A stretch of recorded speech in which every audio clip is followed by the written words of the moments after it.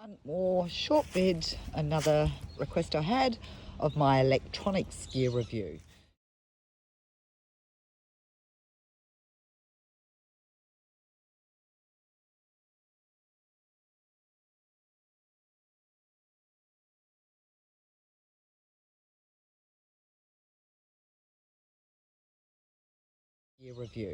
Now, again, I'm a big fan of the KISS method. Keep it simple, stupid. So everything that I bought either works on an SAE plug end and everything is USB chargeable. So on my bike, tucked in under here, to show you, I've got a dual USB charging unit and it's SAE plugged here and it shows the volts. Now I was told never to go under 12 volts because that's what you need to fire the bike up, and I charge overnight my battery backup, my GoPro, my phone, my Garmin, everything. I just sort of alternate on nights, and I've never had this go under 12 volts and I've never had a problem with the bike starting up. And then not only does that plug there, because I carry a spare one of these units because the vibration normally sort of, you know, shortens their life, but if this one ever shits itself, then I just unplug it there and zip tie the replacement on there. So then down here, what I did was put the SAE plug here, so I don't have to take the cover off to get to the battery all the time. So when I'm out on the trails and I let the tyre pressure down, this is my Slime mini compressor. It's got the, which I keep in my tank bag. It's got the little pump up bit here. So I just screw that on and then I simply unplug the USB and plug this straight into there. Anyway, you know how that works. And then turn it on and pump my tyres back up on the road. And then once I've finished that, turn it off and plug that back in, and that's my USB connected again. And then pack this away. And this just stays always in this part of the tank bag. So easy reach in and out. And I put the tube part in this part of the tank bag. Now this tank bag, when I'm riding, I actually slide my iPhone in here, the iPhone 11 that I'm videotaping with now, and plug this into it. So as I'm riding, I just tuck the cable in there a little bit, zips over, and that's not going to fall out. So this iPhone can charge while I ride. This is my old iPhone 8, so I use that on the quad lock, and again that charges, and that Bluetooths to my Garmin Explorer Plus. The Garmin Explorer Plus, I've got it hooked up to the Iridium satellite network through an InReach monthly freedom plan. I think it's $25 or $28 or something like that. And I can text and email from this, set waypoints, do tracking, get emergency weather forecasts. When I text my family when there's no reception, it attaches a link to the text and email so they can click on it and see where I am, or I can allow them privately or publicly to track my journey. So I've just got it switched on private because I don't really want everyone to know where I am out in the bush by myself. And then that Bluetooths to the iPhone 8 through an app called Earthmate app, and everything on the app I can do on the Garmin, and everything on the Garmin I can do on the app. So that's including texts and emails, and it's so much easier on here. So that makes for a good screen when I'm riding, and that tracks my journey, or if I deliberately get lost I can just follow my little blue tracking line to get back out again. So that charges on there. I can charge that during the day, and really that's what my drink cup holder's for, just sitting my appliances in.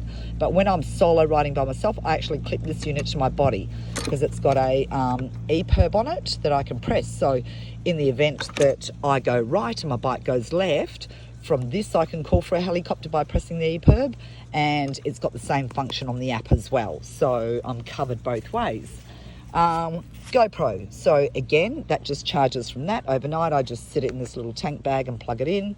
The battery backup, again, I charge that from there, but then that's the spare just in case that USB shits itself, or the spare USB charging port shits itself. Either way, or I'm lying in the hammock all night and, you know, working on videos and I run out of battery and I don't want to plug the phone in, I can sit in my hammock and just use my battery backup. And this is my little camp light. It's solar powered as well, lasts for up to 8 hours, and as well as USB chargeable. And it's got the fantastic red colour on it as well. It will come up red. just actually, there you go, which is great at night because it doesn't ruin your night vision around the camp. So you can still see what you're doing clearly, but you know, if you actually need to look out in the dark, you're not blinded by the white lights. My headlamp, same thing again. This is actually a cracker and I paid bloody good money for this, but after Mark had the red headlamp, I decided I need one as well, because again, for the same reasons, you're not blinding your mates around the camp. So this has got the red light, the green light, the blue light, and then with the white light, you can either have a really wide beam, if you just want to light up a whole area, or you can do the spotlight. And I think it was good for 160 meters, and the charge lasts 4 to 5 days as well. And then this is the little bag that I carry for all my cables and gadgets, and that's the SSD hard drive. So I've just done a video on how I actually make the videos on my journey, and that's about the size of it for my tech. I discovered on this journey is I hooked up with Telstra before I left, because it's common knowledge that you can't get reception out in the bush and you've got to be with #1's biggest, Australia's biggest telco provider. Well, let me tell you, that's shit. When I left Perth, nobody had Telstra, not Carragini or Chichester. Everyone in the country's done a deal with Optus. So for this phone, I end up getting an Optus card, which is one of those 1 yearly ones, $180, you get 200 gigs. So this is my backup emergency phone if I need to use Optus to get reception. And then the iPhone 11 that I'm videotaping with now has a Telstra card. So the Garmin, everything that I can do on here, the tracking, the waypoints, lock, stock and barrel, I can actually do from the Earthmate app. And because it's on a big screen, it's so much better. So this is the map. There are all the waypoints that I've put in from my journey around Australia so far. So every time I've gone somewhere interesting and tracked my ride, it's all on here. So that's over 11,000 kilometres so far. So all the way up here. Then I can do from here all my messages as well. So all the messages I can do from there. You got to do the old, click, click, click, click 3 times for the letter C. So it's a pain in the ass doing it there. So it's so much easier doing it from here. And both these constantly Bluetooth and synchronize with each other. So you can have your phone on flight mode and it doesn't burn the battery, but I just keep it plugged in when I ride anyway. Tracking as well, so I can start the tracking from here or I can start the tracking from there. And then when I do tracking, it records my journey, and I've got it set for 10-minute intervals to send out the pings to the satellite and back. Don't need to do it for anything more technical than that. It's got a compass. I can set all my waypoints and look at what previous waypoints.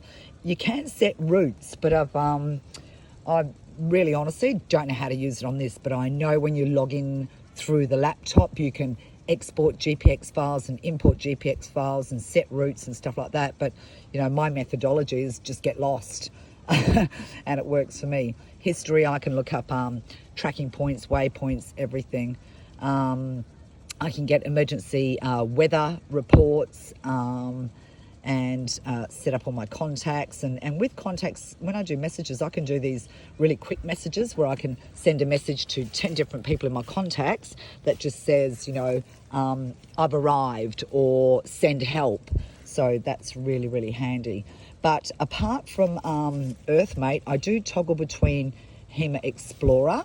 Now I've got HEMA Explorer also on the iPhone 11, and on both I've got the HEMA Forward Drive Maps as well, which is different. So HEMA Forward Drive Maps is kind of good, even though it's bloody $200, but it's basically just a gigantic map, and when you scroll out, it stays scrolled out. Whereas on the stock standard HEMA, it has a lot of detail, but when you zoom in, it continues to zoom in. And so the names of roads and everything like that is actually kind of difficult to see. But, and if I know I'm going to go somewhere, I kind of got to open it up and make sure the maps download before I take off. So yeah, it gets to a certain point where it just doesn't work, but at least I can sort of see, where there's fuel and stuff like that. And another good one that I use as well is Maps.me. Maps.me has quite a bit of detail. I haven't had to use it on this trip, but it's, so there you go, download the map. Yeah, Yep, okay, I'll connect to the... But this one here actually does have quite a bit of detail, and there's often, I've found tracks on Maps Me that weren't on HEMA and weren't on Earthmate either. So that's it for tech. Anything else on that? Anything else on that? And this, when I'm actually riding, I go like this, lock the screen. So in lock screen, all the functionality still works, but even without it being plugged in, if I use lock screen all the time, this actually lasts 5 days, 6 days without me having to charge a battery. And then when I get to camp, I actually go off walking with this so I can track my way, or if I hurt myself, I can just simply press the EPIRB on that. So that's a godsend. I wouldn't leave home without it. The little bio light was actually handy to have at camp, particularly at night time, when, say, for instance, if I go for a wander in the dark away from camp, at least with this, you know, on the little red glow or the blue glow or the green glow, it's easier for me to see where my camp is again to walk back. You know, I'm not looking around with my bright light, oh shit, where's camp? So that's actually handy. And with this little clip, I can hang it up in the tent or hang it up in the hammock or sit it on the ground and direct it to whichever way I want, or I slide it in the little side pocket of my table so it gives me a little table light at night, and yeah, it doesn't blind me.